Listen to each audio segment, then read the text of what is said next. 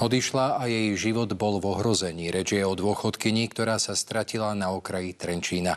Do terénu vyrazili aj členovia pohotovostného pátracieho tímu. Nasadili všetku techniku, vrátane dronu. Práve vďaka nemu dôchodkyňu našli.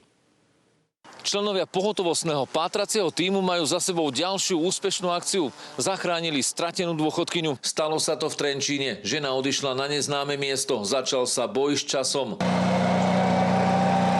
Počas pátracej akcie skutočne išlo o minúty, lebo bolo veľmi chladné počasie a to sa aj prakticky zhoršovalo.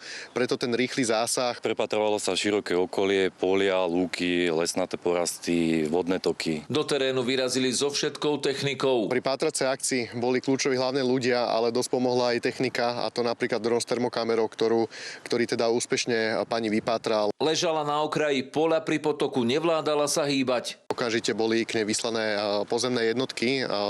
Prvý k nej prišiel štvorkolkár, ktorý jej okamžite poskytol prvú pomoc a už pri prvom pohľade bolo jasné, že je pani veľmi podchladená. Vďaka ich rýchlemu zásahu sa ju podarilo zachrániť. Od roku 2019 majú na svojom konte viac ako 450 výjazdov. Zachránili desiatky ľudí. Pripravení máme zhruba okolo 200 dobrovoľníkov. Sme pripravení okamžite výjsť v 24 hodín na 7 dní v týždni do terénu a máme k dispozícii techniku, ako sú drony s termokamerou, ako je záchranárske vybavenie, ako je napríklad ponovom aj tento čln. Pracujú bez nároku na honorár. Ľudí zachraňujú počas svojho voľna alebo dovolenky. Hlavným príjmom sú práve 2% z dane, ktoré nám pomáhajú fungovať ďalej a robiť to zadarmo, ako to ďalej zadarmo robíme.